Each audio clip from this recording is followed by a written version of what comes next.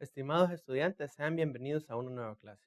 En esta oportunidad hablaremos acerca de los aspectos fundamentales de la eficiencia energética. Como tal, cuando estudiamos un nuevo concepto, es necesario que nosotros definamos en primer lugar lo que vamos a estudiar para posteriormente profundizar en la temática. Así que, como primer pregunta para iniciar este curso es preguntarnos qué es eficiencia energética. Entonces, te invito a que pongas pausa al video, piensa por un momento de experiencias o de conocimientos que hayas leído en alguna parte o de videos que hayas visto, en que escribas tus ideas acerca de qué es eficiencia energética. Bien, de las actividades que has anotado, me imagino que muchas de las que has colocado pueden referirse, por ejemplo, a que eficiencia energética es apagar las luces. ¿Cuántos de nuestros padres de niños nos decían, no? Apaguen las luces si no las están utilizando, apaga el televisor si no lo estás utilizando. Entonces, esta es una de las actividades que prácticamente tenemos nosotros conceptualizadas como eficiencia energética. Otro elemento que también tenemos es el de desconectar los equipos. Nuestros padres siempre nos dicen, ¿no? Desconecten las cosas si no las están utilizando, o si el equipo está haciendo alguna actividad que no se requiere, apáguenlo, no se necesita tener encendido por gusto. O incluso se nos dice, ¿no? Este equipo es muy viejo, necesitamos comprar un equipo más nuevo que utilice menos energía eléctrica para poder realizar la misma actividad. Y esto sucede incluso con las computadoras, los celulares, cosas que nosotros tenemos en nuestro contexto. Ahora bien, eficiencia energética, visto desde esa perspectiva, solo está englobando un aspecto de la energía que nosotros conocemos como energía eléctrica. Sin embargo, la eficiencia energética como tal no solamente engloba ese tipo de energía. Esa es una de tantas energías que nosotros tenemos disponibles como sociedad. Así que nosotros requerimos definir un concepto de eficiencia energética mucho más generalizado. Aparte de eso, eficiencia energética no significa que vamos a ahorrar energía sacrificando nuestro nivel de confort. Al contrario, el nivel de confort debemos de mantenerlo utilizando la menor cantidad de recursos posibles. La eficiencia energética como tal solo engloba naturalmente aspectos energéticos. Sin embargo, podemos involucrar incluso insumos, materia prima o elementos que nosotros utilizamos a diario en nuestras vidas. Por tanto, ut- comprenderemos el concepto de eficiencia energética como todos los cambios que se traducen en la disminución de la cantidad de energía para producir una unidad de actividad económica, con el aspecto fundamental de que el nivel de confort o el nivel de bienestar o productividad que nosotros tenemos de una determinada actividad se mantenga constante. Ese es el aspecto fundamental de la eficiencia energética. Ahora, estos cambios involucran aspectos de tipo tecnológico, en el cual, por ejemplo, a lo largo de toda nuestra vida, en este periodo de vida que nosotros tenemos, podemos haber notado diferentes cambios en la tecnología, que es lo que nosotros tenemos más inmediato, ¿verdad? Entonces, siendo la tecnología una utilidad que utiliza energía eléctrica, entonces tenemos un primer acercamiento de tal forma que la eficiencia energética la vemos directamente en el menor consumo energético que los equipos tienen para producir una determinada actividad.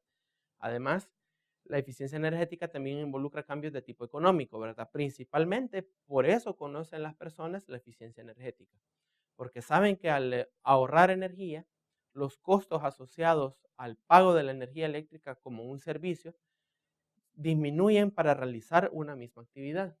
Y además es fundamental que nosotros también comprendamos el hecho de que hace un comportamiento en el cambio conductual de las personas. Es decir, nosotros tenemos que tener un cambio de conducta frente a nuestros estilos de vida.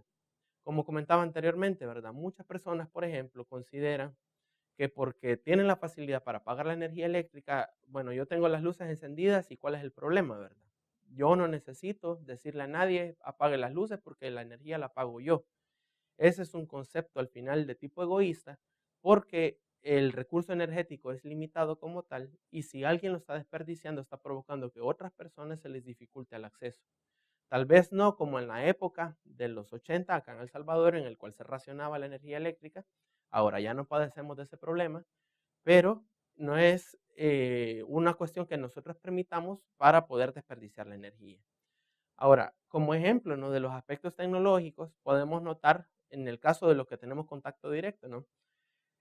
El uso de las unidades de almacenamiento en los equipos informáticos, en los cuales inicialmente teníamos discos de pequeño almacenamiento, suena increíble en esta época decir que un almacenamiento de 5 pulgadas por lado podía almacenar solo 1.2 megabytes. Posteriormente tuvimos el disco de 3,5 pulgadas que permitía almacenar 1.44, aún así sigue siendo muy poco. El ejemplo sigue hasta la parte del disco compacto con 700 megabytes, pero ahora pues ya vemos unidades de almacenamiento de tipo USB que son muchísimo más grandes que la capacidad que tenía el primer almacenamiento extraíble. Entonces, de esa forma, en un aspecto que para nosotros es conocido, se aplican de igual forma los conceptos de eficiencia energética a equipos de manera en general. Ahora bien, en los últimos tiempos, hablar de energía ha sido un tema prácticamente de interés nacional y en el cual pues todos queremos opinar al respecto, ¿no? Pero para poder opinar sobre un tema, siempre hago yo la invitación a que nos informemos antes de poder emitir algún tipo de comentario o debatir con alguien acerca de una temática en específico. Para el caso de la energía, que es un tema sumamente conocido, sumamente debatible y prácticamente utilizado por toda nuestra sociedad, entonces es necesario que nosotros coloquemos los pilares necesarios en nuestro conocimiento para poder opinar sobre el tema. Ahora bien, para poder entrar ya en materia, es necesario que nosotros definamos las dos palabritas que componen este curso. En este caso, eficiencia energética. Y en el caso de energética, vamos a estudiar los conceptos de energía, fuente de energía y las formas que existen de energía. Posteriormente, estos temas serán de mayor profundidad, pero es necesario que establezcamos ya un inicio para poder realizar nuestro estudio. Ahora, una fuente de energía no es más que un depósito de la misma. Entenderemos energía como toda capacidad que tiene un cuerpo de poder transformar a su entorno o a sí mismo. Entonces, tenemos disponibles muchas fuentes de energía, de tal forma que las fuentes son capaces de transferir su energía hacia otras fuentes o hacia otros cuerpos de tal manera que hagan transformaciones sobre los mismos. El ejemplo más palpable de esto es el sol. El sol como tal es una fuente de energía conocida por nosotros desde niños, la primaria nos lo enseña, la secundaria, ahorita ya en la educación superior pues lo seguimos viendo, ¿verdad? Entonces, en algunos casos, esta energía que nosotros tenemos a partir de las fuentes, será necesario que la transformemos a una energía que a nosotros nos sea útil. En algunos casos, esa energía ya existe de forma directa para utilizarse, en otros casos será necesaria transformarla. Así que, por tanto, necesitamos clasificar las fuentes de energía en función de la disponibilidad que nosotros tenemos del recurso antes o después de transformarse. Como primer concepto, vamos a ver la energía primaria. A partir de la diapositiva podemos notar, ¿no?, que son aquellas energías que se encuentran directamente en la naturaleza y que no han sido sometidas a ningún proceso de transformación. En función de la disponibilidad que nosotros tengamos del recurso en la naturaleza, esas energías pueden clasificarse como renovables y no renovables. Este concepto también es demasiado conocido en nuestra sociedad en este momento, pero es necesario que nosotros hagamos la distinción respectiva entre ambos tipos de energía.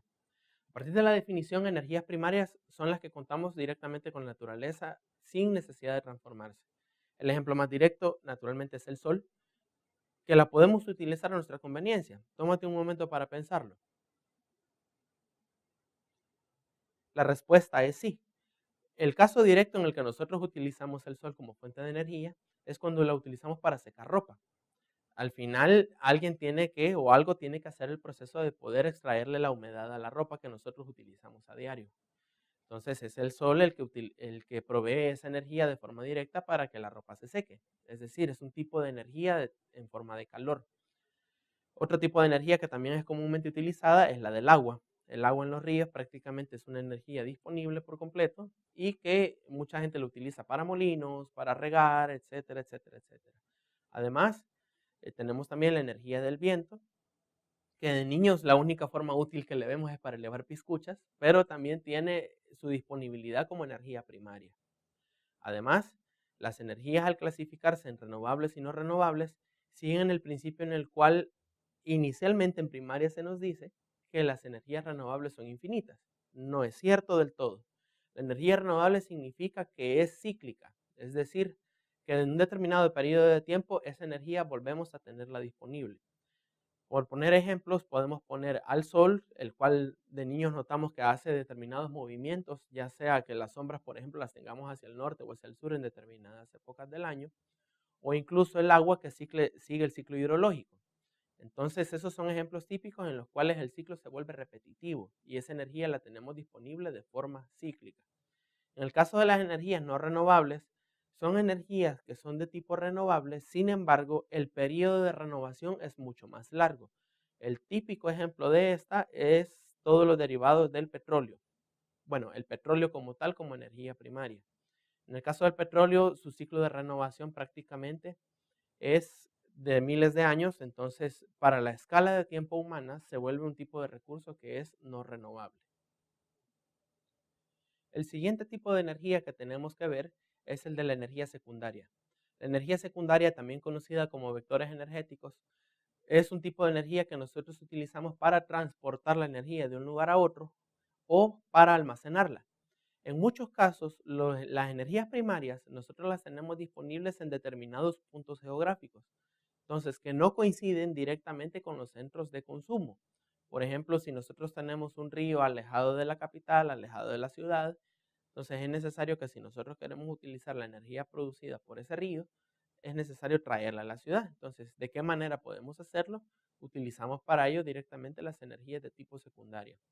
La energía de tipo secundaria más importante y que es mucho más conocida para nosotros es la energía eléctrica. Sin embargo, no es la única. Un tipo de energía secundaria que también nos es conocida son todos los derivados del petróleo, llámese gasolina, diésel, queroseno, etcétera, etcétera. El siguiente tipo de energía es el de tipo de energías finales que se utilizan en los centros de consumo. Esta energía es la que es consumida en viviendas, industrias, transportes, sector gobierno, sector público, etcétera. Las principales tipos de energía en este caso son los derivados del petróleo, el gas natural y la energía eléctrica como tal, utilizadas por ejemplo en el sector transporte, en nuestras viviendas o en los centros de servicio, por ejemplo en restaurantes, y como energía de transporte directamente en torres de transmisión, que es lo que nosotros observamos como los postes en cada una de nuestras ciudades. Entonces, de manera de resumen, los cuatro conceptitos que acabamos de ver podemos anotarlos en el siguiente diagrama de flujo. Tenemos la energía primaria como primera energía disponible. Posteriormente tenemos los centros de transformación que son los encargados de tomar la energía primaria y transformarla en una secundaria. Y la energía secundaria en muchos casos es directamente la energía que tenemos en los centros de consumo. A manera de ejemplo, podemos tomar el caso de la energía solar como energía primaria, ¿verdad? Ya lo comentamos que es una energía que está directamente en nuestra naturaleza. En los tiempos actuales se ha estudiado mucho acerca de transformar esa energía en forma eléctrica y de estos hay muchos métodos que se verán con posterioridad. Sin embargo, uno de ellos es el de utilizar paneles fotovoltaicos, ¿verdad? Un tema que está en auge. Entonces, en este centro de transformación, la energía fotovoltaica se transforma de energía solar a energía eléctrica. Posteriormente, esa energía eléctrica es llevada hacia los centros de consumo para finalmente utilizarse en viviendas, en industria, en el sector gobierno, en el sector transporte, etcétera. Entonces, podemos hacer un ejemplo más con otros determinados tipos de energía y te invito incluso a que lo hagas estudiando el petróleo. Es necesario que puedas hacer el diagrama de flujo de la energía primaria, centros de transformación, energía secundaria y centros de consumo, en el caso de, por ejemplo, la gasolina, utilizada en nuestros vehículos automotores. Entonces, haz el diagrama de flujo a manera de autoevaluación y luego lo discutes posteriormente con tu tutor. Bien, de manera general, aunado ya a todo lo que conocemos como la problemática energética, es necesario que nosotros estudiemos soluciones ante dicha problemática. La problemática energética nace cuando se producen diferentes tipos de coyunturas, ya sean naturales o de tipo social, que provocan escasez en la energía. En los tiempos actuales es muy difícil concebir la idea de vivir un par de días incluso sin energía eléctrica. ¿Qué sucedería, por ejemplo, si viviéramos unas semanas sin combustibles? Entonces, es necesario que nosotros demos atención a esto para poder concentrarnos y dar diferentes tipos de soluciones al problema respectivo. Dos de las soluciones principales que en este momento se plantean es el de conservar la energía y realizar prácticas de eficiencia energética. En el caso de conservación de la energía, consiste en utilizar de forma racional los equipos que nosotros tenemos a manera de evitar desperdicios. Este aspecto es bien importante porque la conservación de la energía no es un problema tanto de tipo técnico, sino que es de tipo de conductual, humano. Es decir, nosotros como seres humanos tenemos la responsabilidad de utilizar los equipos de forma racional. Como les comenté anteriormente, la eficiencia energética no se trata de reducir nuestro estilo de vida, sino mantener el estilo de vida o el estilo de trabajo que nosotros tengamos utilizando la menor cantidad de recursos. Y ese problema es prácticamente conductual. Además, la eficiencia energética busca seleccionar equipos que consuman menos energía y produzcan resultados iguales. Como lo acabamos de comentar, ¿verdad? La eficiencia energética lo que busca es consumir menos o utilizar menos insumos para producir el mismo resultado. De manera general, en la línea de tiempo que nosotros tenemos en los esfuerzos que el país está haciendo para la eficiencia energética, podemos estudiar desde alrededor de los fines de los años 40 la creación de la Comisión Ejecutiva Hidroeléctrica para el río Lempa, conocido como CEL. En ese tiempo, la CEL realizó la planificación estratégica del sector eléctrico del Estado y para ello impulsó proyectos de creación de centrales hidroeléctricas. En el caso de El Salvador es sumamente conocido, 4 de las centrales hidroeléctricas que son las más grandes del país y que en ese tiempo pues satisfacían de sobra el mercado eléctrico en general. Posteriormente, pues, a la guerra, en el año 1996, la Asamblea Legislativa crea la Ley General de Electricidad y con eso permite que la libre competencia del sector privado dentro de las políticas del Estado en cuanto a la energía eléctrica. La CEL prácticamente empieza a ceder todos sus privilegios y se queda únicamente con la generación hidroeléctrica y la generación geotérmica. Y pasa toda la transmisión y la distribución de energía pasa a ser entre socios públicos privados y empresas privadas en muchos de los casos. Entonces, en el 2001, el Ministerio de Economía, a través de la Dirección de Energía Eléctrica, antes conocida como Dirección General de Electricidad, buscaban hacer unas mejoras en el funcionamiento del sector eléctrico de tal manera que se fomentara la competitividad y la estabilidad de precios en el mercado de forma general.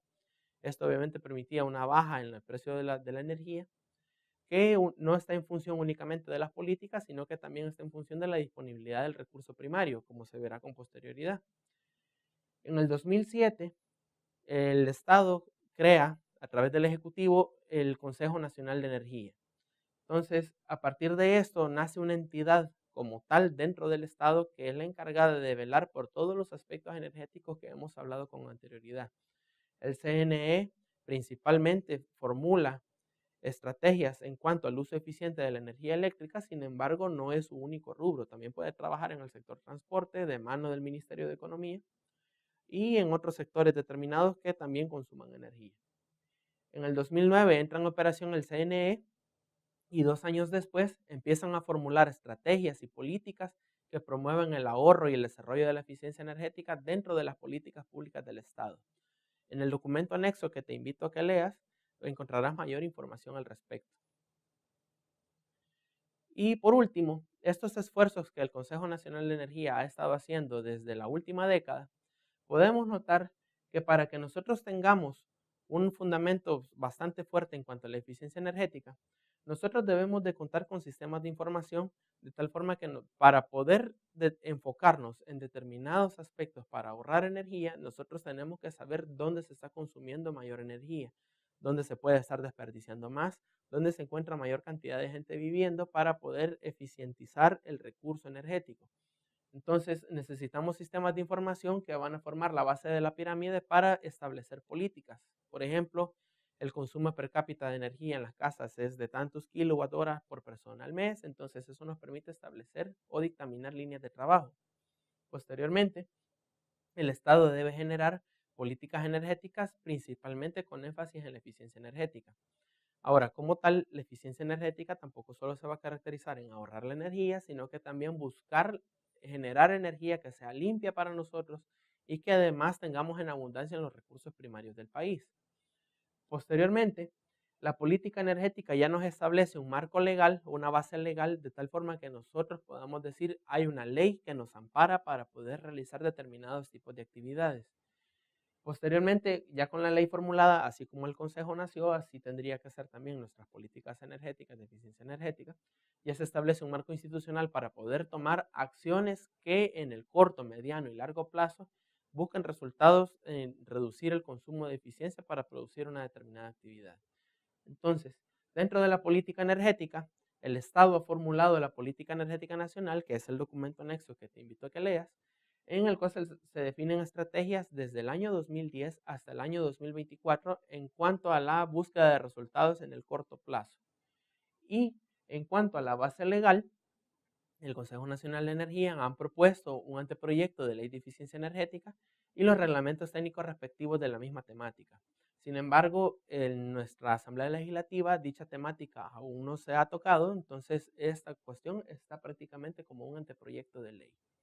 La ley también se te colocará como recurso para que la tengas disponible y podamos discutir al respecto. Cualquier consulta que tengas, te invito a que se le realices a tu tutor, te invito a que realices la autoevaluación y que busques mayor información al respecto para poder debatir en los círculos respectivos. Hasta la próxima.